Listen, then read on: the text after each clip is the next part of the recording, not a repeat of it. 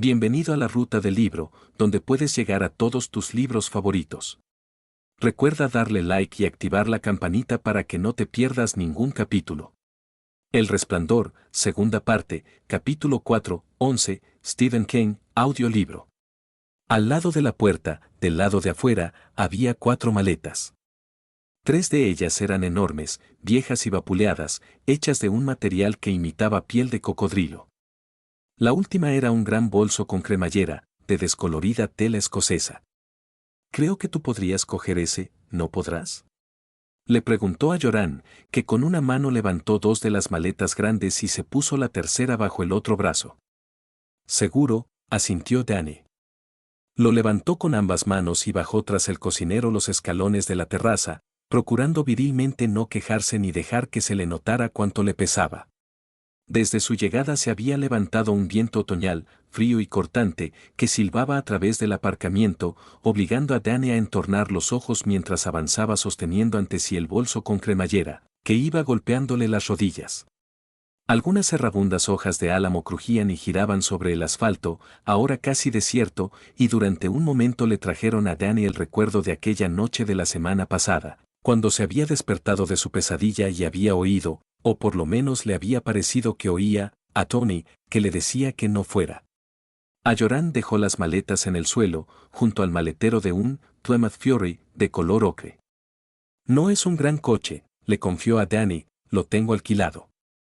Si vieras mi, Bessie, ese sí que vale la pena. Un Cadillac 1950, y si vieras cómo corre. Una maravilla. Pero lo dejo en Florida, porque es demasiado viejo para andar trepando por todas estas montañas. ¿Necesitas ayuda con eso? No, señor, afirmó Danny, y tras haber conseguido dar los últimos 10 o 12 pasos con su carga, sin quejarse, la dejó en el suelo con un gran suspiro de alivio. Bien muchacho, comentó a Joran, y sacó del bolsillo de su americana de sarga azul un gran llavero para abrir la tapa del maletero. Mientras acomodaba dentro las maletas, siguió hablando, tú sí que esplendes, hijito. Más que nadie que haya conocido yo en mi vida. Y para enero cumpliré 60 años. ¿Cómo? Que tú tienes un don, explicó a Joran, volviéndose hacia él. Lo que yo siempre he llamado el esplendor, que es como lo llamaba también mi abuela. Ella lo tenía. Cuando yo era un niño no mayor que tú, solíamos sentarnos en la cocina y tener largas charlas sin abrir para nada la boca. ¿De veras? A Joran sonrió al ver la expresión boquiabierta, ávida casi del chico, y le dijo, ven a sentarte conmigo en el coche unos minutos. Quiero hablar contigo, de un golpe, cerró la tapa del maletero. Desde el vestíbulo del Overlook, Wendy Torrance vio cómo su hijo subía al lugar del acompañante del coche de Joran, mientras el corpulento cocinero negro se deslizaba tras el volante. Atravesada por un cruel aguijonazo de miedo, abrió la boca para decirle a Jack que lo de llevarse a su hijo a Florida no había sido una broma de Joran, que el cocinero estaba a punto de secuestrarlo. Pero no, estaban ahí sentados, nada más. Wendy apenas se alcanzaba a distinguir la cabecita de su hijo, vuelta atentamente hacia la voluminosa cabeza de Joran.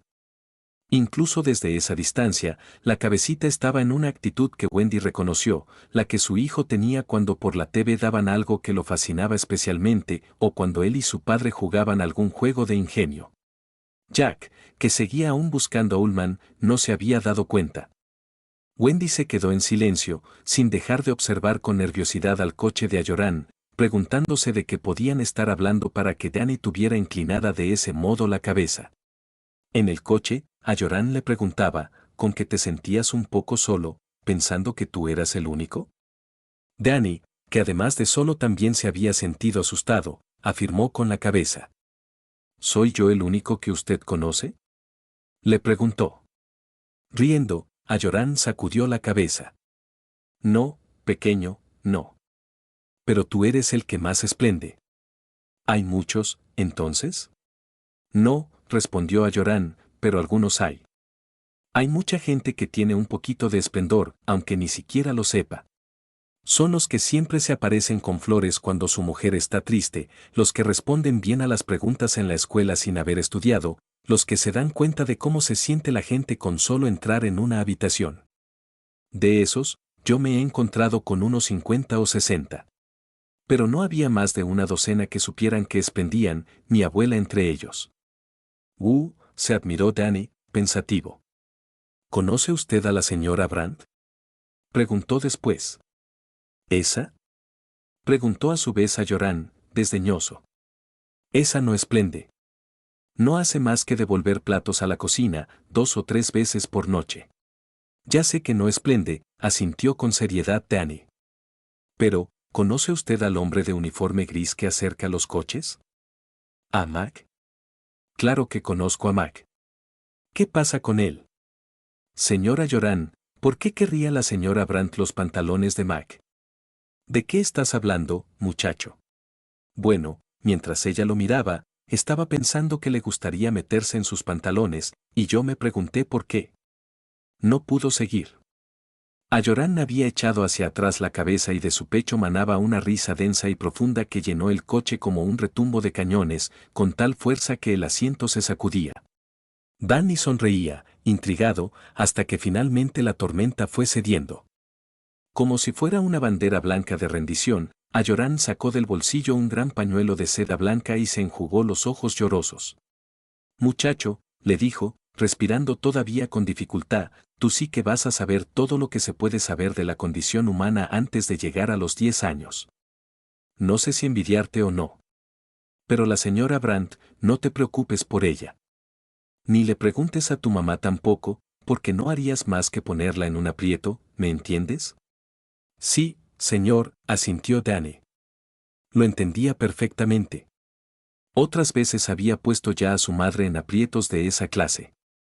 Lo único que tú necesitas saber es que la tal señora Brandt no es más que una vieja sucia llena de picazones, miró a Danny con aire intrigado. ¿Puedes golpear muy fuerte, Doc? ¿Cómo?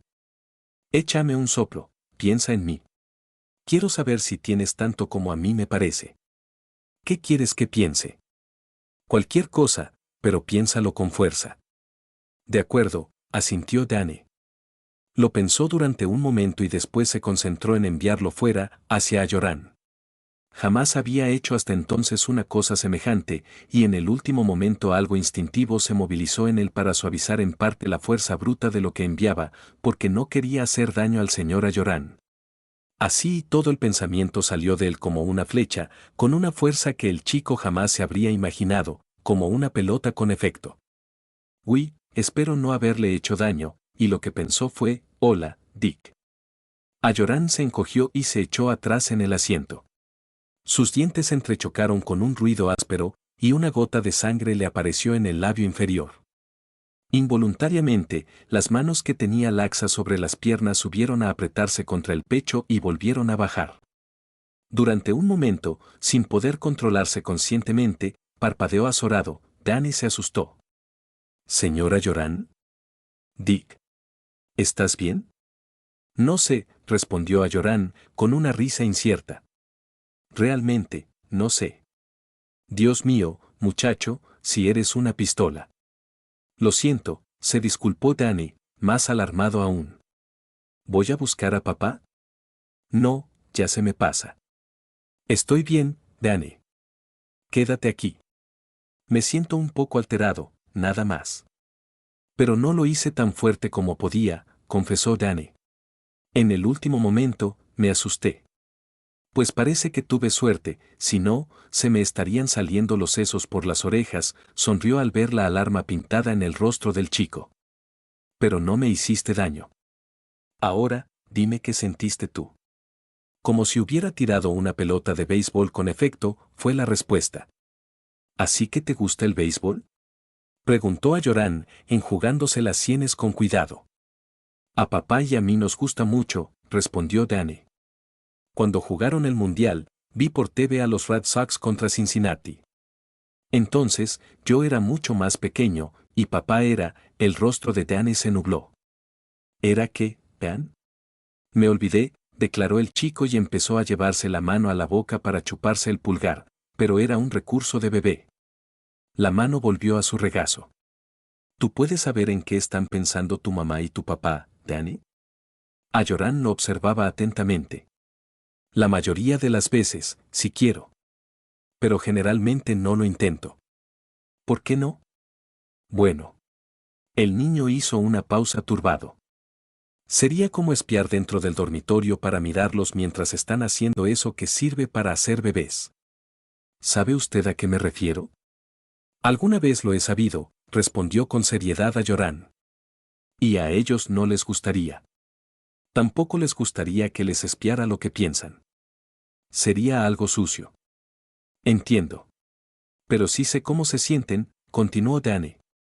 Eso no puedo evitarlo. También sé cómo se siente usted. Le hice daño, y lo siento. No es más que un dolor de cabeza. Algunas resacas son peores. ¿Puedes leer a otras personas, Danny? Todavía no sé leer nada, explicó Danny, salvo unas pocas palabras. Pero este invierno, papá me enseñará. Mi papá enseñaba a leer y a escribir en una escuela grande. A escribir sobre todo, pero también puede enseñar a leer. A lo que yo me refiero es a si puedes decir lo que alguien está pensando. Danny caviló un momento. Puedo si es fuerte, respondió finalmente. Como pasó con la señora Brandt y los pantalones. O como la vez que mamá y yo habíamos ido a unos grandes almacenes para comprarme zapatos y había un muchacho grande mirando las radios y estaba pensando en llevarse una, pero sin comprarla. Y si me atrapan, pensaba después, y volvía a pensar que realmente la deseaba tanto. Y vuelta a pensar si lo atrapaban. Ya se sentía mal de tanto pensarlo, y me estaba haciendo sentir mal a mí. Como mamá estaba hablando con el hombre que vendía los zapatos, yo me acerqué a él y le dije, oye, no te lleves esa radio. Vete. Se asustó muchísimo, y se fue a toda prisa. A Yoram lo miraba con una ancha sonrisa. Apuesto a que sí. ¿Qué más puedes hacer, Danny? ¿Son solamente ideas y sentimientos, o hay algo más? Cautelosamente, ¿para ti, hay más? A veces, admitió a Yoram. No siempre. A veces hay sueños. ¿Tú también sueñas, Danny? A veces sueño cuando estoy despierto, contestó Danny. Cuando viene Tony, el dedo pulgar pugnaba por metérsele en la boca. Jamás había hablado de Tony con nadie, salvo con sus padres. ¿Quién es Tony? Súbitamente Danny se vio agotado por uno de esos relámpagos de entendimiento que tanto lo asustaban. Era como un atisbo de conocimiento en el interior de un mecanismo incomprensible, que tanto podía ser seguro como mortalmente peligroso. Danny era demasiado pequeño para distinguir entre ambos, demasiado pequeño para entender. ¿Qué pasa? Exclamó.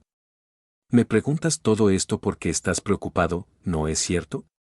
¿Por qué te preocupas por mí? ¿Por qué te preocupas por nosotros?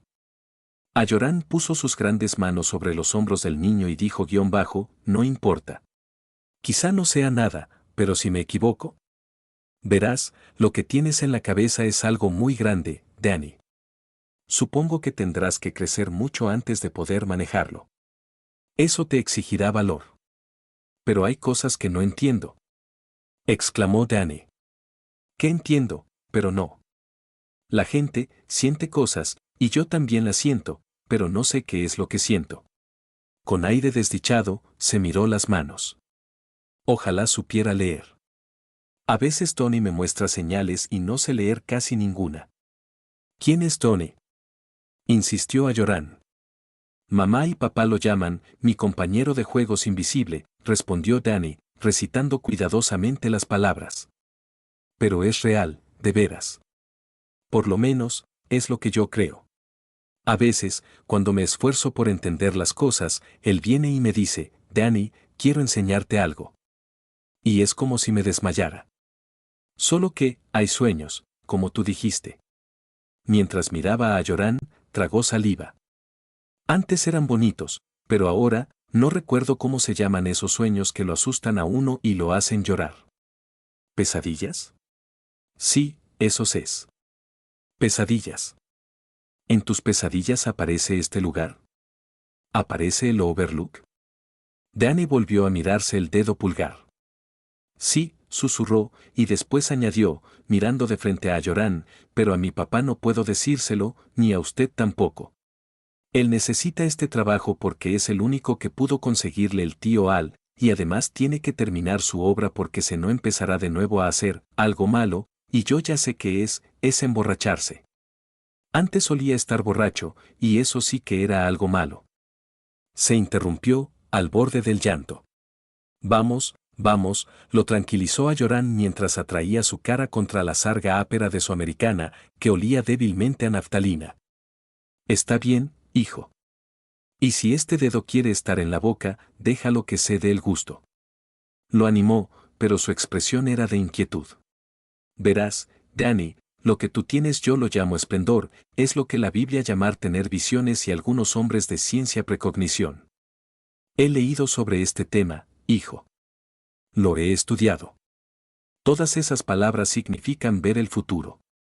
¿Entiendes lo que significa? Sin apartar la cara de la chaqueta de Ayorán, Danny hizo un gesto de asentimiento. Recuerdo el esplendor más intenso que he tenido. No será fácil que lo olvide. Fue en 1955 y yo todavía estaba en el ejército, con destino en Alemania Occidental. Faltaba una hora para la cena y yo estaba de pie ante el fregadero, riñendo a uno de los pinches porque pelaba mal las patatas. Dame, que te mostraré cómo se hace, le dije. Él me dio la patata y el pelador y de pronto la cocina entera desapareció. Así, como lo oyes. ¿Dices que es chico se te aparece antes de que tengas sueños? Danny asintió con la cabeza. A Joran le pasó un brazo por los hombros y agregó, para mí, es como oler a naranja. Esa tarde había estado sintiéndolo sin darle importancia, porque estaban en el menú de esa noche y teníamos 30 cajones de naranjas de Valencia. En aquella maldita cocina todo el mundo olía a naranjas. Por un momento, fue como si me hubiera desmayado. Después oí una explosión y vi llamas. Había gente que gritaba, y sirenas. Y oí ese ruido, ese silbido que solo puede hacer el vapor. Después me pareció que me acercaba un poco más a, lo que fuera, y vi un vagón de ferrocarril que había saltado de las vías y estaba tendido de costado, y sobre él leí ferrocarril de Georgia y Carolina del Sur, y supe que mi hermano Carl iba en ese tren y que había muerto. Después todo desapareció y me vi frente a ese pinche, estúpido y asustado, que seguía con la patata y el pelador en la mano. ¿Se siente bien, sargento?, me preguntó, y yo le dije, no, mi hermano acaba de morir en Georgia. Y cuando por fin mi madre me llamó desde larga distancia, me contó cómo había sido. Pero mira, muchacho, yo ya sabía cómo había sido. Lentamente movió la cabeza como para apartar el recuerdo y miró al chico que lo contemplaba con los ojos muy abiertos. Pero lo que tú tienes que recordar, hijo mío, es esto, que esas cosas no siempre resultan verdad. Recuerdo que hace 4 años tuve un trabajo de cocinero en un campamento de muchachos en Maine, sobre el lago Lon. Pues cuando estaba ante la puerta de embarque del aeropuerto Logan, en Boston, esperando mi vuelo, empecé a sentir olor a naranjas. Por primera vez, en unos 5 años, creo. Entonces me pregunté qué demonios pasaba y me fui al cuarto de baño y me encerré en uno de los lavabos para estar tranquilo. No me desmayé, pero empecé a tener la sensación cada vez más fuerte de que mi avión iba a estrellarse. Después desapareció la sensación y se fue el olor a naranjas, y supe que la cosa había terminado. Me volví al mostrador de la Delta Airlines y cambié mi vuelo por otro, para 3 horas después. ¿Y sabes lo que sucedió? ¿Qué? Susurró Danny. Nada. Respondió a Joran y soltó la risa, aliviado al ver que el niño también se reía un poco. Absolutamente nada. El otro avión aterrizó a su hora y sin el menor inconveniente. Así que ya ves. A veces esos sentimientos no llegan a nada. Ah, se enteró Danny. O si no, está lo de las carreras. Yo voy mucho a las carreras, y por lo general me va muy bien. Cuando van hacia la salida, me pongo junto a la barandilla y a veces siento un pequeño esplendor por algún caballo. Generalmente esas sensaciones me son muy útiles y siempre me digo que algún día voy a acertar las 3 carreras de la apuesta triple y que con eso ganaré lo bastante para jubilarme antes. Pero todavía no me ha pasado, y en cambio, muchas veces he vuelto a casa a pie desde el hipódromo en vez de hacerlo en taxi y con la billetera llena. Nadie esplende todo el tiempo, como no sea tal vez Dios allá en el cielo. Sí, señor, asintió Dane pensando en la vez, casi un año atrás, que Tony le había mostrado un bebé dormido en su cuna, en la casa que tenían en Strovington. Dane se había emocionado mucho y había esperado, porque sabía que esas cosas llevan tiempo, pero el bebé no había llegado.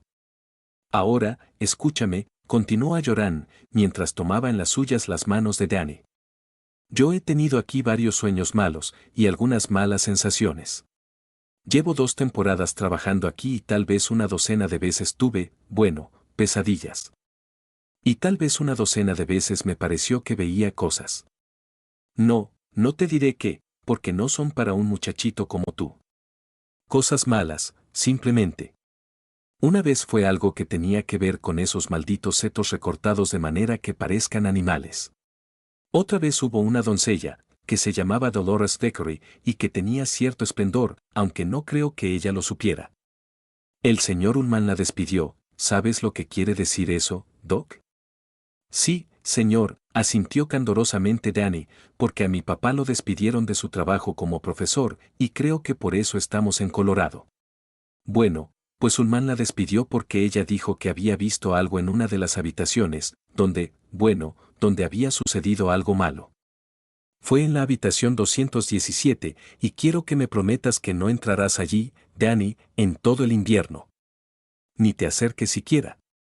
Está bien, accedió Danny.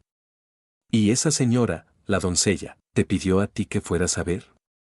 Sí, me lo pidió, y allí había algo malo. Pero, no creo que fuera una cosa mala que pudiera dañar a nadie, Danny, eso es lo que intento decir. A veces la gente que esplende puede ver cosas que van a suceder, y creo que a veces pueden ver cosas que ya han sucedido. Pero son simplemente como las figuras de un libro. ¿Viste alguna vez en un libro una figura que te asustara, Danny? Sí, respondió el chico, pensando en el cuento de Barba Azul y en la figura en que la nueva esposa de Barba Azul abre la puerta y ve todas las cabezas. Pero sabías que no podía hacerte daño, ¿no es eso? Sí, Danny no lo decía muy convencido. Bueno, pues así son las cosas en este hotel. No sé por qué, pero parece que de todas las cosas malas que sucedieron alguna vez aquí, de todas ellas quedan como pedacitos que andan todavía dando vueltas por ahí como recortes de uñas o desperdicios que alguien poco limpio hubiera barrido debajo de una silla. No sé por qué tiene que suceder precisamente aquí, me imagino que en casi todos los hoteles del mundo pasan cosas malas, y yo he trabajado en muchos sin tener problemas. Solo aquí. Pero Danny, no creo que esas cosas puedan hacerle daño a nadie, subrayó cada palabra de las que iba diciendo con una leve sacudida de los hombros del chico. De manera que si vieras algo, en un pasillo o en una habitación o afuera, junto a los setos, limítate a mirar hacia otro lado, y cuando vuelvas a fijarte, la cosa habrá desaparecido. ¿Entiendes? Sí, Danny se sentía mucho mejor, más calmado. Se puso de rodillas para besar la mejilla de Ayoran, y lo estrechó en un gran abrazo, que el cocinero le devolvió. ¿Tus padres no esplenden, verdad? Le preguntó después. No, creo que no.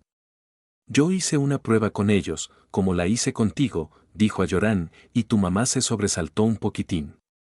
Sabes, yo creo que todas las madres esplenden un poco, por lo menos hasta que los chicos son capaces de cuidarse solos. Tu papá. Durante un momento, Ayoran se interrumpió. También había tanteado al padre del niño y, simplemente, no sabía. No era como verse frente a alguien que tuviera esplendor o que decididamente no lo tuviera.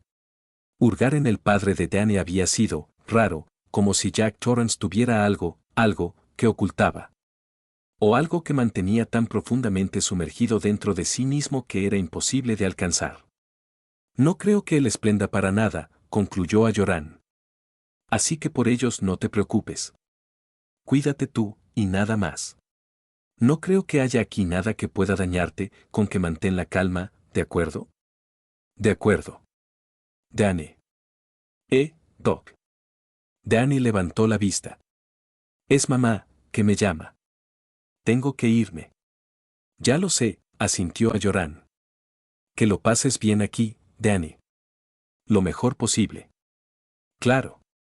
Gracias, señora Ayoran. Me siento mucho mejor. Sonriente, un pensamiento afloró en su mente. Dick, para mis amigos, sí, Dick, claro, sus ojos se encontraron y a Joran le hizo un guiño. Dane se deslizó por el asiento del coche hasta abrir la portezuela del acompañante. Mientras se bajaba, a Joran volvió a hablar. ¿Dane? ¿Qué? Si hay algún problema, llámame. Con un grito bien fuerte, como el de hace unos minutos. Aunque yo esté en Florida, es posible que te oiga. Y si te oigo, vendré corriendo. De acuerdo, repitió Danny, y sonrió. Cuídate, muchachote. Me cuidaré. De un golpe, el chico cerró la puerta y atravesó a la carrera el aparcamiento. En la terraza, Wendy lo esperaba con los codos apretados contra el cuerpo para protegerse del viento helado. Mientras Ayoran los observaba, su sonrisa se desvaneció. No creo que aquí haya nada que pueda hacerte daño. No creo. Pero, ¿y si se equivocaba? Desde que vio aquello en la bañera de la habitación 217, Ayoran había sabido que esa sería su última temporada en el Overlook. Eso había sido peor que cualquier figura en cualquier libro, y desde aquí el niño que corría hacia su madre parecía tan pequeño. No creo. Sus ojos se desviaron hacia los animales del jardín ornamental. Bruscamente, puso el coche en marcha, hizo los cambios y se alejó, tratando de no mirar atrás. No pudo, naturalmente, y naturalmente, la terraza estaba vacía. Madre e hijo habían vuelto a entrar. Era como si el Overlook se los hubiera tragado.